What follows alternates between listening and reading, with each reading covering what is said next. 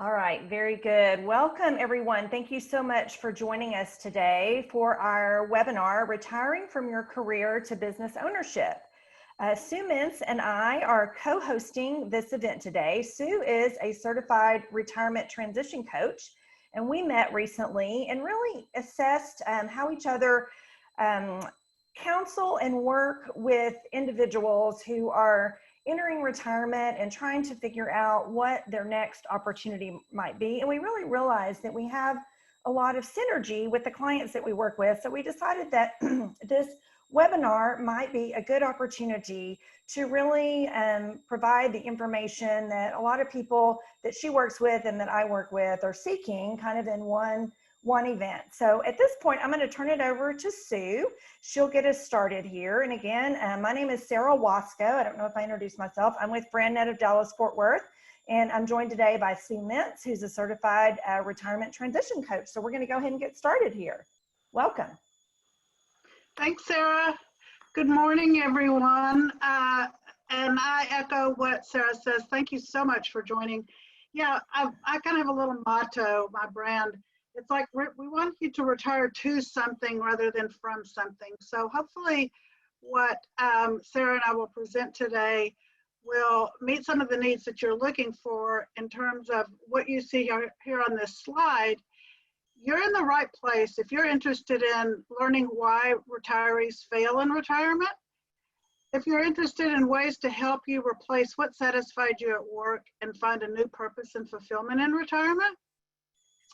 How to reduce the risk when exploring business ownership. And the last one is which industries are considered recession resistant and essential. I'm going to take the first two items, and Sarah will take the next two. So a little bit about me. I've got over 25 years of experience with the Fortune 500 company as a leadership development trainer and career coach. I'm currently a certified retirement transition coach, a facilitator, speaker, writer, and business owner. The name of my business is Retirement Hood.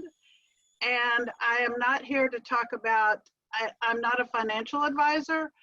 More, I'm an advisor, and I help counsel my clients on their transition from the workplace to the next phase of their lives.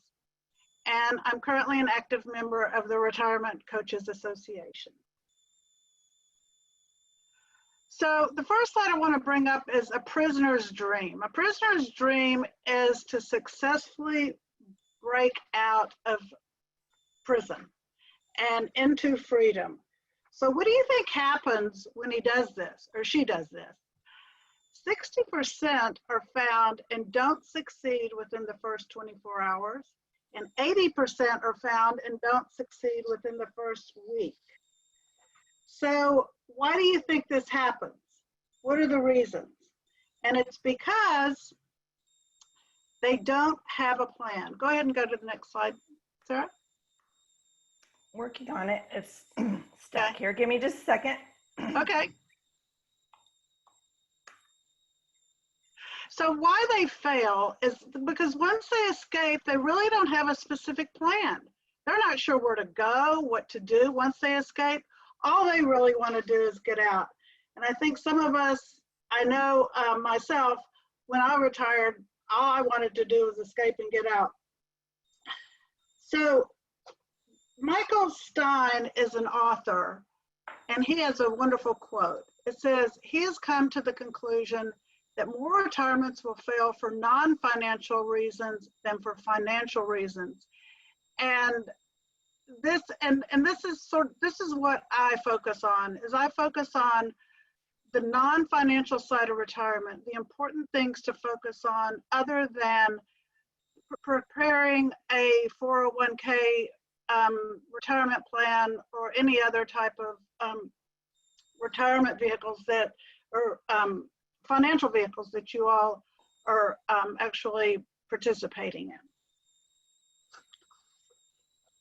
So once your office door is closed and you're on the way to retirement, I want to share with you again, what are some of those non-financial ways to focus? What are some of the non-financial ways to focus when you're planning and your exit into retirement hood?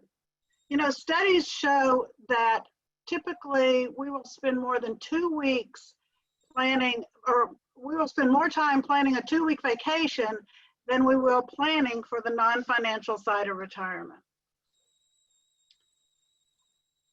So what is the one thing that we're all advised to plan for when it comes to retiring? And if y'all could just put what you think is in the chat box, and I'll take a look. What is the one thing we are all advised to plan for when it comes to retiring? Pamela Anderson says money, financial planning, how to pay for health care, finances, portfolio. Anybody else have any ideas? Okay, and that's right, and true. All that is very, very, very important. Have enough money to last, absolutely. So if you want to go to the next slide, Sarah.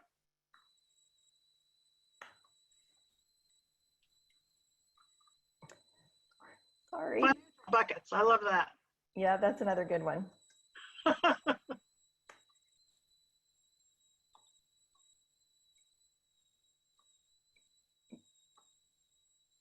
don't know, my slide is not advancing. Give me just a second. Okay. Yeah, that's definitely one thing that we all really want to focus on, is making sure we have enough money in the bank. But this says that having enough money in the bank will help you sleep at night, but you know what? It won't get you out of bed in the morning. So let's take a look and see if anyone recognizes this guy. Who's this guy? Warren Buffett. You want to hear what Warren Buffett has to say? Warren Buffett says, I can't buy time, I can't buy love, but I can do anything else with money pretty much. And why do I get up every day and jump out of bed? Because at his age, because he loves what he does and he loves the people he does it with. So clearly money is not the only benefit we get from working.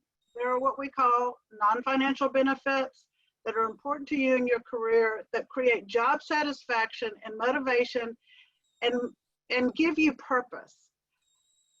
And what I mean by that is, what are some of the things that bring you fulfillment, purpose, good health, and joy? That's the what when it comes to planning for the non-financial side of retirement. And how you're going to do it is, I'm going to give you a snapshot of what I mean by your non-financial benefits, and define basically what that is what it motivated you at work, and do you want to replace them, and how will you replace them when you retire? So your non-financial benefits, and we'll call these your satisfaction drivers at work. Your identity, who you were, your structure, you know exactly what you were going to do every day. Get up, go to work, go to the gym, whatever it is, you had structure in your day, both on the job and off the job. You felt valued. You were engaged with others. You had a social network, and you remained relevant. And what happens to these satisfaction drivers when you retire? They collapse. So when they collapse, what are you going to do? After you retire, you might want to think about, how are you going to replace these? First of all, your identity. This is how you see yourself and others see you. It was your brand. It was on your business card. It was what you talked about when you went to a social event. Basically, when people would ask you, what is it that you do? You would tell them what you did and what you were proud of. Also, what a benefit was that you had a planned structure. You knew how you were going to spend your day rather than being unsure what the day would bring. You maintained a calendar of events or appointments, and you felt valued. Whether or not you were providing a service or a product, you felt valued. You were recognized by your peers or leadership. Other people in the community, you know, thought highly of you. You met and exceeded individual goals and expectations. And others looked to you for advice and guidance. And there's other non-financial benefits after you retired, and that was being engaged with others. This is huge. This is something that It's not real easy to do now with COVID. We're finding new ways to do that, such as doing this Zoom meeting. But building and maintaining meaningful relationships. It's so important to be around people that you enjoy spending time with and being part of a team. Another important factor is remaining relevant. The importance of staying current with job knowledge and skills and changes in the industry. Ongoing learning and development opportunities. I was just at the Retirement Coaches Association conference, and one of the main things they talked about was the importance of continuing to learn and get out there and do something different that maybe you've never done before. That's what really helps us age gracefully. And you want to be given the opportunity to improve processes. You want to coach and mentor others.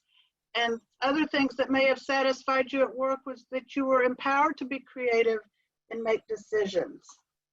So these are just some factors that are important to understand that you want to think about replacing when you leave your work, when you whether or not you've recently retired or you're currently retired. Just think about this. And what I'm going to do now is I'm going to turn it over to Sarah, who's going to talk to you on options and opportunities that you can consider doing to replace those valuable satisfaction drivers that you had while you were working.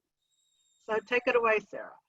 Yeah, thanks so much, Sue. And a lot of the conversations that I have when I'm visiting with people about business ownership really revolve around what Sue was just sharing. So we want to transition now over to some potential ways that individuals may decide to fulfill some of what they were missing at work. And we're going to talk about that through opportunities in business ownership.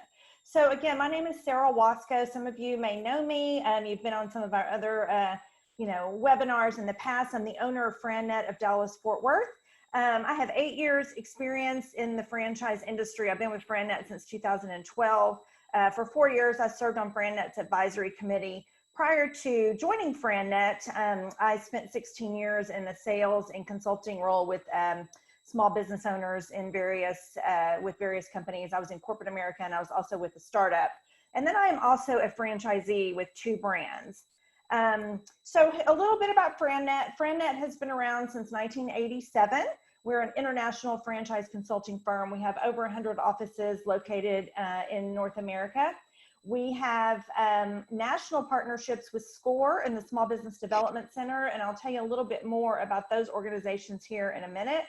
But if you are an individual that is thinking about business ownership kind of as post-retirement from corporate America, these are organizations that are very valuable to you and to small business owners in general, either getting started in a business or if you already own a business and need to take your business to the next level.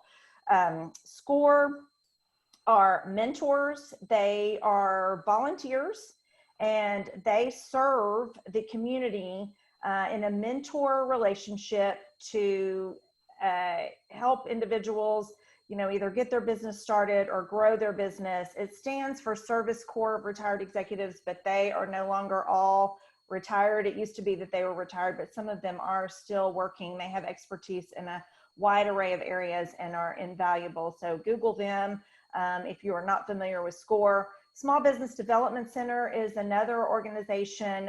It's part of the SBA, just like SCORE. The SBDC advisors are paid employees, but they are paid through your tax dollars. They're part of the community college system. So here in DFW, we have Small Business Development Center in Tarrant County. It's the Tarrant SBDC. We have Collin County, we have Dallas. So there's various offices around the community, and you can set up an appointment and go visit with one of their advisors as well, and they're a wealth of knowledge. What we do at FranNet is we match people who want to be in business with a franchise that meets their needs. We're not here to specifically discuss franchising today. We're going to talk about lots of different ways to get into business.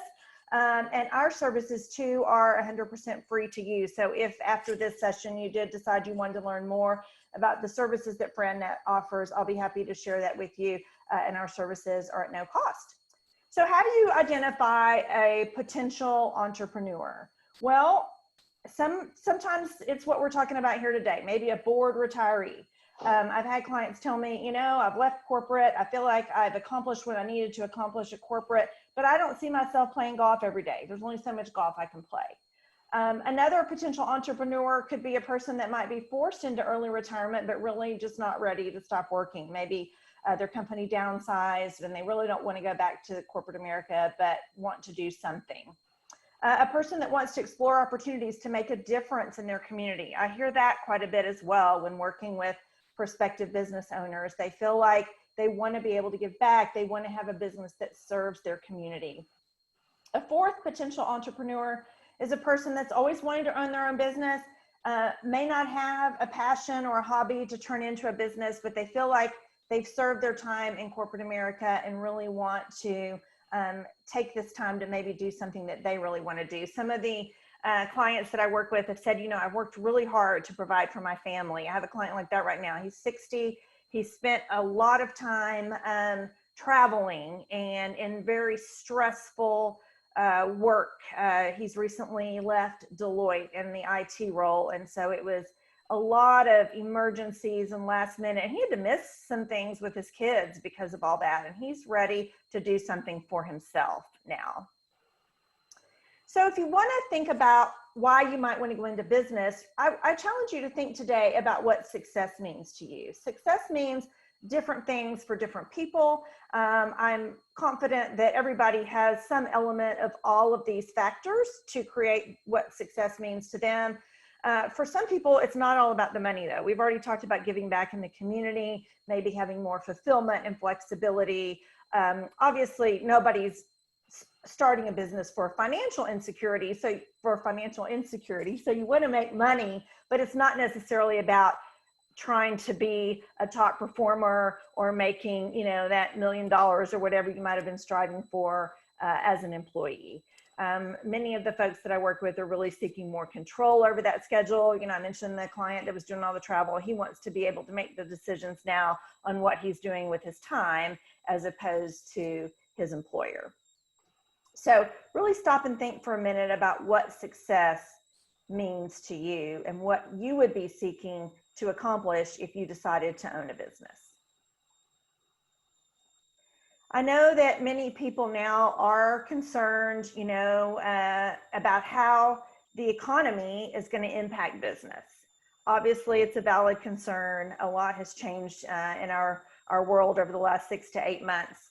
But one thing that you can really do is lower the risk by looking for businesses that have specific market characteristics. So what on earth does that mean? Let's talk about that a little bit. There are businesses that will thrive in all economic conditions. There are what we call recession-resistant and essential services. So let's touch on what some of those might be. Some markets are driven by demographics. So one of the key areas that is driven by demographics is senior care. People are continuing to age. 7,000 to 10,000 people turn 65 every day in the US. So seniors are going to continue to need services. How those services are delivered obviously has changed over time, but they're still going to need care. So that's a market that is going to continue to grow no matter what the economy. Residential repairs and home modifications. This is what I hear a lot from people that I'm in conversations with lately. Some of the franchises in these industries are having better years than they've ever had before. People are spending time at home. People are now deciding to upgrade that kitchen. They're cooking more meals at home. I heard a presentation this morning from a realtor, and he was describing what people are looking for in new homes. And they are wanting offices. More people are putting in pools. So if you're choosing not to move, maybe this is an add-on or some sort of home modification that you want to make in your own home. Cleaning services, obviously cleaning is top of mind right now. So cleaning services are going to continue to grow, both residential and commercial. There's also services that we deem essential. We have to maintain our vehicles. So automotive is going to continue to be an essential service. Damage restoration is another one. So, something happens like happened in our home about 15 years ago, where we came back from a trip, a part on a toilet had broken and our, floors were soaking wet. You have to get that done. Those services, you have to get that repaired. Those services are paid for by your insurance company. So those are essential services and really not impacted by the economy. Another interesting thing that we've seen over the last 6 or 8 months are the boom in the sign business. Think about how all the companies and retail locations have had to put out new signage over the last, as we've said, with all these changes. Sign companies are thriving. I have a sign company that opened in February, and he had just a stellar April, believe it or not. So those companies are considered essential right now. We discussed residential cleaning, and so is commercial cleaning. As people go back to work, they have people constantly taking care of their office. I was in a bank yesterday, and there was a lady walking around cleaning the office while I was in there. There's businesses that help other businesses. Coaching, some of these businesses are having to pivot, and they're calling on coaches to help them figure out what to do. Digital marketing. So think about this, our networking groups and some of those ways that we have marketed and promoted our businesses have now changed. And so people are doing more online. So those businesses are continuing to grow. Staffing companies have made changes, and they're trying to figure out who they might need to bring on or what transitions they might need to make in their companies. So staffing companies are continuing to grow. And then there's sales training and employee training. As long as you have employees, they're still going to need those services. So these are just some ideas and some thoughts that you may or may not have had about different types of businesses that are still continuing to thrive no matter what the economy happens to be. So just some things to think about. Just if you're exploring business ownership, cars are still going to need maintenance. We talked about people fixing their homes, maybe deciding to do that rather than move. Senior citizens are going to need care. Again, signage, advertising, cleaning for our businesses. Mosquitoes are not going to go away. They don't care if we have COVID-19 or not. And certainly children's education. A lot of these families are trying to teach their children at home right now, and I think tutors are probably going to be more valuable than ever before, and the tutoring companies are really learning how to adapt as well. So services for children are going to continue to thrive. As I mentioned, FriendNet's been around since 1987. We've seen lots of ups and downs in the economy, and these are businesses that have stood the test of time. So if you are thinking about business ownership, here are some options for you to get into business. You can start a business from scratch, you can buy an existing business, or you can buy a franchise. So let's talk about what some of the advantages and disadvantages are of each of these. So starting a business from scratch, it's your idea, you get to take total control, you get to make all the decisions, you can be creative. That was one of the things Sue was talking about. How can you keep your mind engaged? You can really create your own rules, and you can build a business from your passion. So if there's something that you've always enjoyed doing, maybe now that you're retired, you can turn this into a business. But some of the disadvantages are, you get to make all these decisions, but by the same token, you kind of have to make all these decisions, and that can be complex. This is where I would encourage you to reach out to SCORE and the Small Business Development Center to maybe partner with you or guide you with some of these decisions and systems that you have to create. You may have limited financial options. Unfortunately, startups do have the highest failure rate. So if you are needing a loan, for example, and going into a bank, it tends to be a scenario where they may have uncertainty about lending because this is a startup. They don't have any criteria to base a lending decision on. So if you are short on cash, then that could also mean that your ramp up could be a little bit slower as well. So one thing that I find clients deciding to do when they're post-retirement or kind of transitioning into another career is they think about being a consultant. But here are some things you want to watch out for. And this is something that I've had several people share with me that has been a roadblock for them, and it's how they're going to get their clients. You know, all consultants really have to be in sales. And if you are really good at, you know, something technical, for example, but have never had to focus on client acquisition, this could be a struggle for you in the consulting world. So if you're going to be a consultant, I would encourage you to consider hiring a sales coach to really help you evaluate how to bring in those clients, because you may be very good on the consulting side, but obviously you have to find the clients. At least in the beginning, it's likely that you may not be able to bill for 40 hours a week. You may need to plan for closer to 20. So think about what income you want to earn, and then you need to assess what you need to charge per hour to build up to that income that you're looking for. So if you want to earn $100,000 a year and you're only going to be able to work 20 hours a week, or maybe you only want to work 20 hours a week, you need to think about charging $200 per hour, not $100. So if you start from scratch, great resources. I've already touched on the SCORE and the Small Business Development Center. The Small Business Development Center has a great tool for market research. It's called Size Up. I highly encourage that you utilize that. Of course, our good old libraries have a lot of information. And last but not least, you would, I assume, go to Google and get information from there as well. And then as far as, you know, client acquisition, Sandler Sales Training is a great program that you may want to go through as well to help you if you have not ever been in the sales business. Any, you know, business or owner really needs to plan on doing some sort of sales. I mean, everybody who's in business has to sell in some fashion. So our next choice, or our next option for going into business, is buying an existing business. And I have a lot of clients who really feel attracted to this method of starting a business. You know, hopefully there's cash flow. Hopefully there's goodwill. People know this business. They're already coming there. They're buying things from there. They're utilizing that business. You'll have actual financial results. So you'll be able to take data, take information to the bank. And so therefore that's going to be more attractive to lenders because they have information to be able to base a decision on. Hopefully you'll have employees, you know, customers coming in.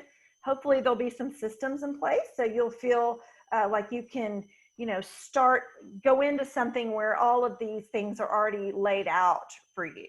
And in some situations, owners are financing these businesses. And so this gives you an opportunity to, you know, have another means to fund the business. We have a hand raised here, so give me just a second and let's see. Laura, did you want to ask a question? If you want to go ahead and put it in the chat box, feel free.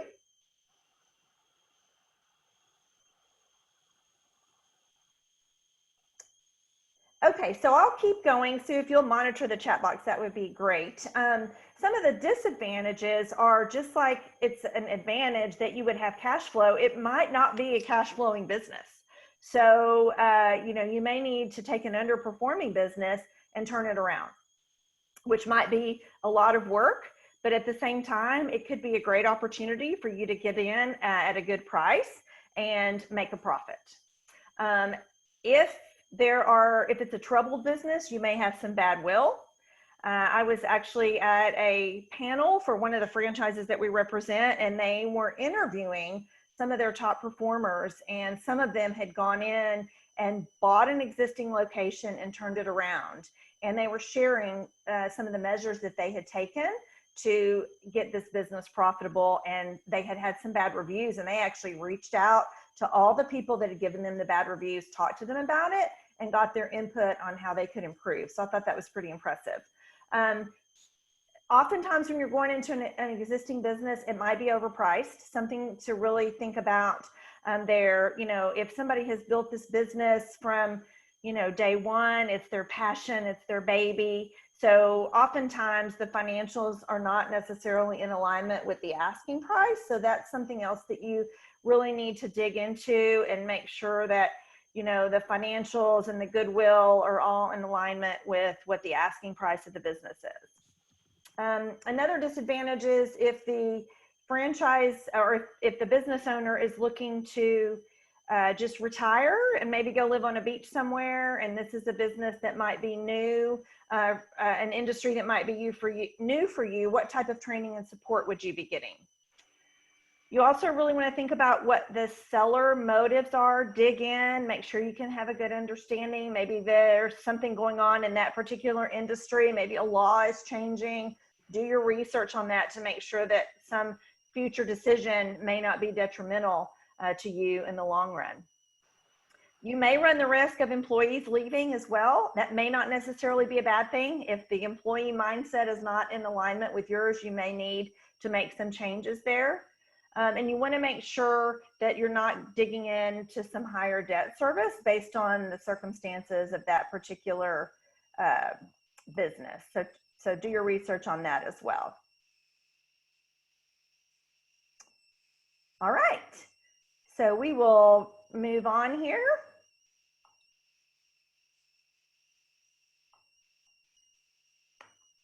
All right, so how do you do your due diligence on an existing business?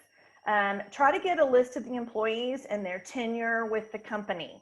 Get an understanding of the background of these people that are going to be working for you, and get an understanding of their contribution to the business. As we touched on before, make sure you have a clear understanding of why the owner is selling. If the business is a retail operation, study the traffic flow and the parking adequacy. That's really, really important for retail. Get some input from a real estate expert on that before moving forward with this business. Is it in a neighborhood that's growing, or is it declining? Something else really, really important to think about. Is this business going to be an asset for you in the future when you get ready to sell? And if you do decide that maybe the location isn't ideal, can the business be relocated? So get all the information about the lease and transfer the lease and some of those things so that you can know before you purchase this business if you want to relocate, if that's even an option for you. So here's some variations on buying an existing business. You can buy a distressed business. We talked about that. It can be scary, but it can also be a good step, a good way to build an asset and to make some money. Another option is working for the company. If that's something that they'll offer you, maybe work for them for 6 months to a year before purchasing it, to really get a feel for the business and the clients and the employees before you take over. Another option is buying an existing franchise business. And that pricing could be based on the same considerations as an independent business, but you would have the ongoing training and support of that franchise. So we talked about, if you're buying an existing business and the seller is truly retiring, what kind of support might you get? So if you want to buy something that's already up and running, potentially a franchise could be an option for you.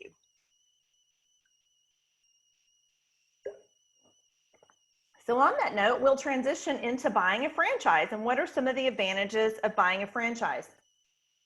One is you're going to have name recognition and a licensed trademark. Now, I always challenge this. It is an advantage, but depending on your area, some of these with strong name recognition may not be available in your market. So sometimes when you buy a franchise, you may be first in market, even though the franchise has been around 10 or 15 years and they've just decided that they want to expand or grow. But what you will get with a franchise, or what you should be getting with a franchise, is a proven business system. Their model should be proven before they've become a franchise.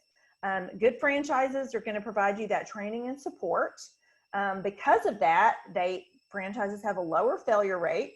That can mean lower cost because you are bypassing some potential trial and error mistakes that could be costly.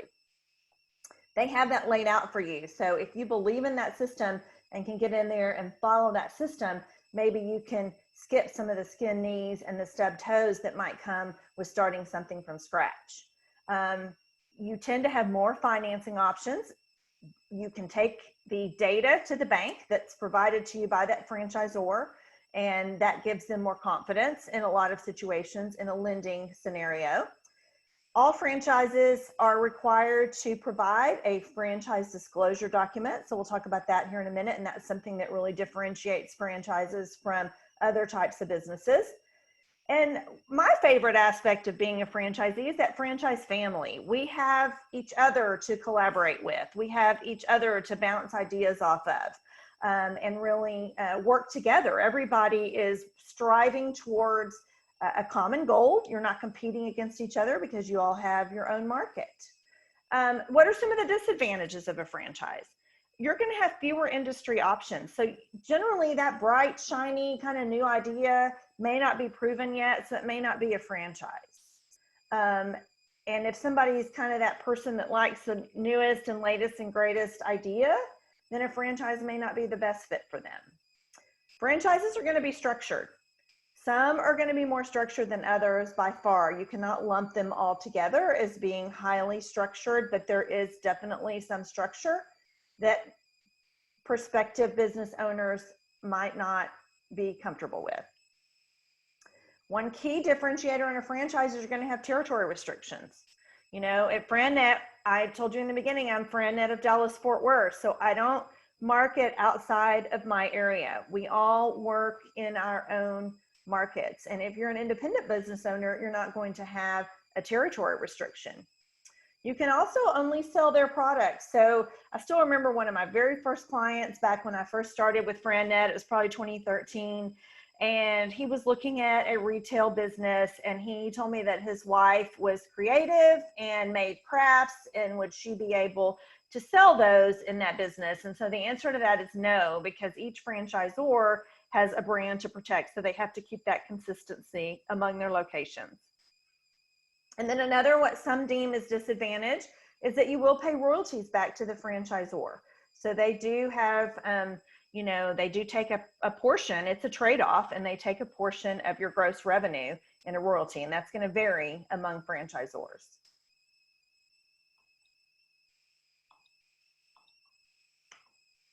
Okay, so if you're thinking about buying a franchise, you want to make sure that you understand what a franchise is and is not. Do your due diligence. I mentioned that franchise disclosure document. It is not pleasant reading. They're between 100, they're usually at least 100 pages. I've seen them up to 400 pages. The brands that have been around longer are going to have a larger FDD because they have more franchisees, and all the franchisees are listed in that FDD. There may be some litigation that they have to disclose. There may be a bankruptcy. All of that has to be included in that franchise disclosure document because franchises are regulated by the government. So there's a lot of valuable information in there. As I mentioned, franchisees, and that's something that really differentiates a franchise because you have that opportunity to speak to other people that are currently franchisees. Make sure you have a good list of questions to ask the franchisor and franchisees as you're doing your due diligence. And you want to make sure you carefully review the license agreement and have that reviewed by a franchise attorney before signing anything.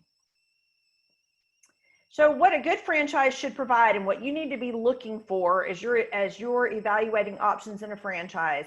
What are you buying? What are you paying for? What experience, what training are they going to be giving you? What systems, what synergy, you know, how are they going to simplify this business for you? And will you have an opportunity to work on your business and not in your business? Is this something that you're exploring? Because as a consultant, if you think about it, you're the person doing the work, right? You're the person, you're the doer. And sometimes people are thinking, I would like a business where I'm really more working on the business and I have people doing that work for me. I have employees and they're actually doing the work and I'm overseeing that. I'm doing the hiring, I'm doing the marketing. So I'm really working more on my business as opposed to in my business. So in simple terms, a franchise is just a license to use the name and trademarks, products, and business systems in exchange for that franchise fee and those ongoing royalties. So regarding the franchise disclosure document, I know I touched on it a little bit, but we'll expand on it here a little bit more. I mentioned to you how long they tend to be. So you want to make sure you've had your coffee when you sit down to read it, but it's going to tell you everything about that business. How long has it been in business? How long has it been a franchise? As I mentioned earlier, are there any bankruptcies? Is there any litigation? How much is it going to cost you to get into this franchise? I really want to discourage you from looking online and finding franchises and just seeing dollar amounts there, because a lot of times those dollar amounts are simply what the franchise fee is. And there's going to be other investment requirements for you as you purchase this franchise. How are you going to market that business? How are you going to tell people about it? Are you going to need a vehicle? What kind of supplies are you going to need? What kind of insurance? What about rents if you're in brick and mortar? What about tenant improvements? What about working capital? Don't overlook your working capital. You really need to make sure that you have enough money to sustain yourself as you get this business up and running. And what will those royalties be? What is the franchisor taking in a royalty? Is it a percentage? Is it a flat fee? They're going to vary. So the franchise contract will be in there in your franchise disclosure document. So were there some questions?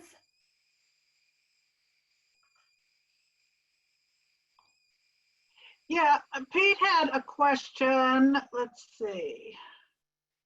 Oh, wait, here it is. Pete wanted to ask if I could touch on the challenges of dealing with potential multi-generational issues that face retirees. Kids and parents at home, how can they help or hinder maybe new business potential? In a nutshell, I think what's important when, like we learned at our conference a couple of weeks ago, retiring is not a one-person move into a new role in life. It's a family. It belongs to the whole family. And I think certainly in situations like that it's important to set out what are expectations of everyone in the family. You know, what are the roles and responsibilities if a family is moved in together? What are the parents going to be responsible for? What are the kids going to be responsible for? And just set expectations and boundaries around that. That's the short answer. But you may have something else, Sarah.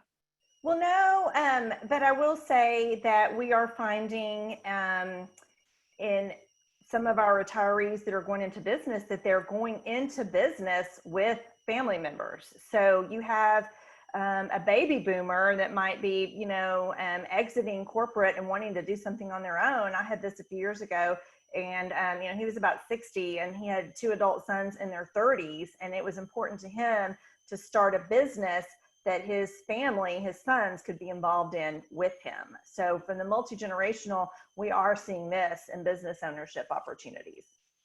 So that's a good question. Continuing on with the franchise disclosure document, it was going to tell you what the franchisor is obligated to do for you and what the franchisee is obligated to do. So in my franchise, franchisees are obligated to have a marketing assistant. Franchisees are obligated to attend conferences. Those are the types of things that are going to be required. Franchisor is also required to do certain things for us as well. So all that's going to be explained. Territory will be defined in the franchise disclosure document. We discussed the opportunity to visit with franchisees. That is a key factor in evaluating franchise opportunities. Some franchises are going to have earnings claims. Some will have financial statements, and policies, renewal, termination, etc. are included in that franchise disclosure document. So just a fact about franchising. I think a lot of people assume fast food and retail. We've already touched on some of the thriving industries. As you can see, there's a wide array. There's 90 industries with over 900,000 operating units. So fast food and retail is really just a really small portion of that. As far as investment range, it's always, a key conversation that I have with people regarding, how much does it cost to get into a franchise? So here you can see the percentages. Under 50,000 is 7.1%. The biggest percentages are going to fall right there in the middle between 100 and 500,000. So that's over 50% of the opportunities.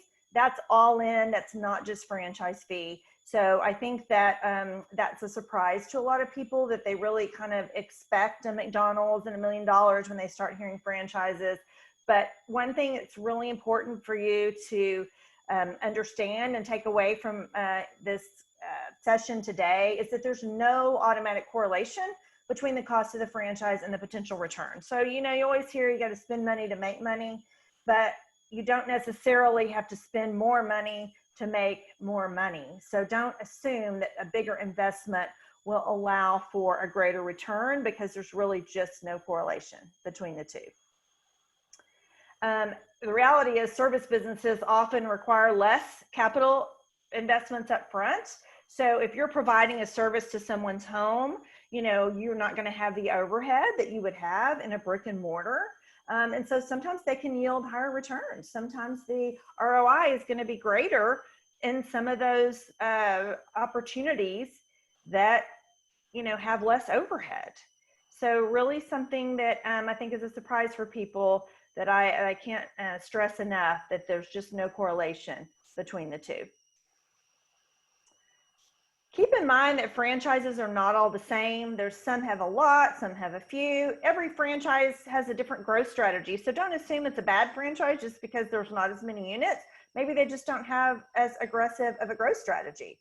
Obviously, some are going to be well established, some are going to be newer. There's some franchises that have been in business 20 years, but they've only been in franchising 2 years. You know, they've decided to take it to the next level. Some are going to be more structured than others. We already kind of talked about that. And then obviously there's a very wide range in the investment levels with franchises. So here's some advice for a would-be entrepreneur. It's really important for you to separate the function of the business from the function of the owner. Okay, so what does that mean exactly? I just find too many people that have gotten into business for the wrong reason. They get enamored with a product or a service, and they don't have a good understanding of the role of the owner. So for example, if I was going to get into business for the function of the business, I would own a Dairy Queen, absolutely, hands down, because I generally can't drive past one without stopping for a blizzard, especially right now when pumpkin pie blizzards are the main thing, you know, their premier product. But I don't want the hours of that type of business. I don't want to manage teenagers.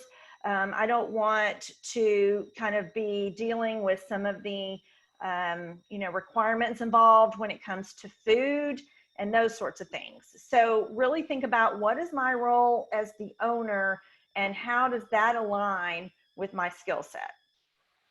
So think about really what is most important to you. Are you seeking challenge, recognition, prestige? I find that not to be the case so much for people that are entering business ownership at post-retirement. They kind of feel like they've been there, they've done that, they've climbed the corporate ladder.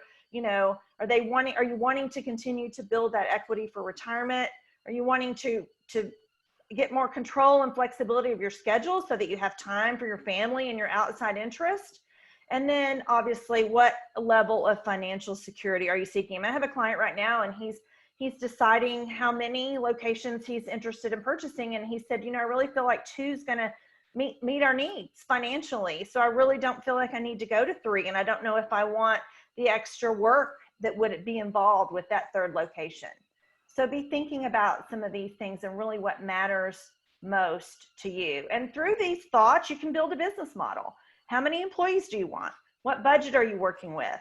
You know, what business environment do you want? I mean, I had a client one time tell me, I'm not going to be that person in the monogram polo. I'm not comfortable with that.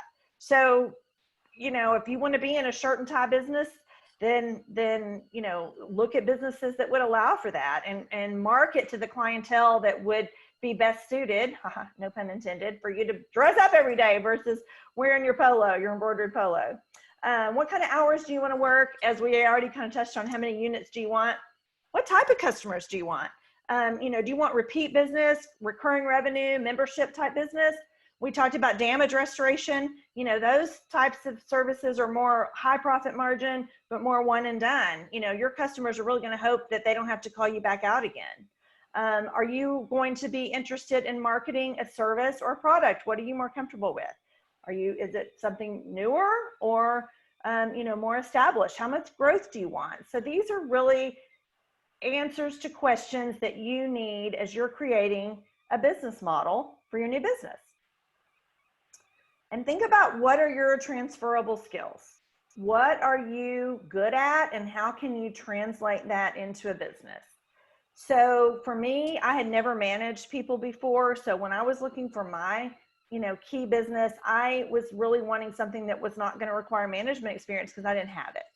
I also, was seeking something where I could be more in a marketing environment, more in a customer service environment, because that's what my past experience had lended itself to.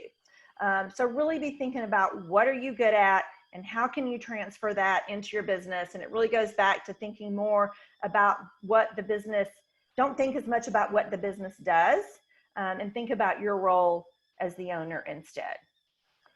And as you're thinking about going into business, not only think about your entrance strategy, but think about your exit strategy. Where do you want to be? Where do you see yourself in the next 5, 10, 20 years? How long do you want to work? I ask all my clients, how long do you see yourself in, the work environment? Some will tell me, till the end, I want to keep engaged in a business in some way. Whereas others say, I have, a timeline of 10 years or 5 years or whatever that might be. So really think through those things as well. When you're going into business, I can't stress enough the value of bringing on a good CPA to advise you. Make sure you have a good financial advisor as well. Really, really important as you're making some of these diversification and business strategy decisions. Bring in the right kind of attorney. If you're looking at a franchise, make sure you bring on a franchise attorney. If you're looking at other types of businesses, make sure that you hire an attorney with expertise in that area. I'll touch again on SCORE and the Small Business Development Center. I know we've already discussed those. Find books, find really good books. The E-Myth Revisited by Michael Gerber is a great book for potential business owners. If you're exploring franchising, I encourage you to read Street Smart Franchising by Joe Matthews. So that wraps up my portion. Let's stop now for questions. I know I was kind of going through quickly. We look like we have something else in the chat box. So that was just Pete commenting he wanted everyone to hear. Does anybody else have any questions that you would like for us to answer today for me or Sue before we wrap things up?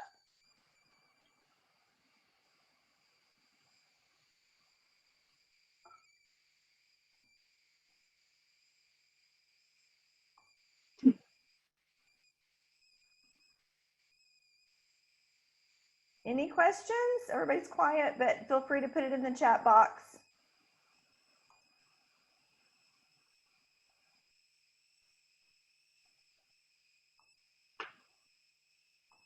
Thank you, Emily. Emily Anderson, great information. Thank you. Thanks, Emily. Anybody else want to say anything? Otherwise, we'll just wrap it up. Sue and I have our contact information here. Please feel free to reach out to us by phone or email independently if you would like to chat further. We appreciate all of your time today. And let's see, we do have a question here. Are you seeing any increase in franchises for mental health professionals besides private practice? I am not. As far as, our inventory goes, we don't really have any franchises in the mental health category. So I am not seeing that. Any other questions? All right. Well, thank you again. I think we're just shy of our hour that we allotted. So I appreciate all of you taking time out today to join us. Hope you have a great rest of your day. We will be sending out this recording. So if you want to review the information again, you will have it. We'll send it out in the next 24 hours. And if anyone missed, they will have access to the information as well. Thanks so much. And y'all all have a great day. Thank you.